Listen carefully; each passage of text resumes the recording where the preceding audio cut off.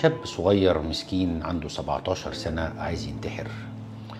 صيدلي في العشرينات مش عايز يرتبط. مهندس كمبيوتر جميل وحلو وناجح مش عايز يرتبط. التلاتة دول اجتمعوا على حاجة عندنا اسمها body dysmorphic disorder، اضطرابات في تقبل شكل الجسم.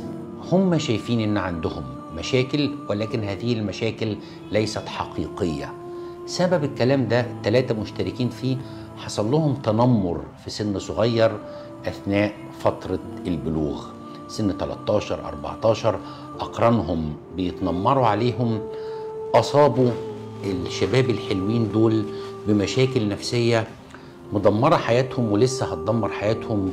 والمشكلة النفسية مش بتدمر حياة الشخص لوحده، ده العيلة المحيطة بيه كلها بتبقى متأثرة.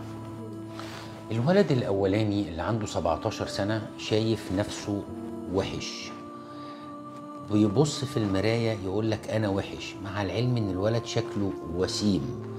أصحابه في فترة البلوغ تنمروا عليه، خلاص بقى شايف نفسه وحش، بياخد مهدئات، بياخد أدوية مضادة للاكتئاب، واصل معاه لمرحلة الانتحار.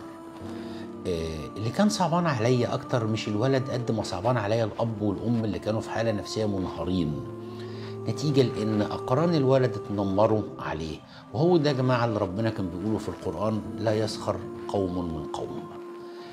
علموا ولادكم الصغيرين ما يتريقوش على أصحابهم ويتنمروا عليهم، لأن هو بيدمر مستقبل إنسان.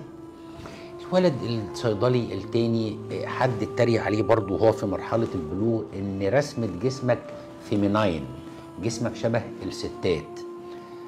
الولد جسمه طبيعي وسليم وجاي لي عايز، هو شايف عينيه شايفه ان رسمه جسمه غلط، وانا بجراح تجميل بقول له يا ابني ما عندكش حاجه، اللي انت بتقوله ده مش مظبوط، لان دي اتزرعت في العقل عنده ومش عارف يخرجها.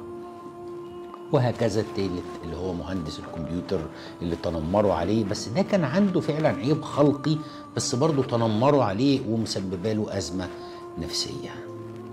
لا يسخر قوم من قوم. علموا ولادكم.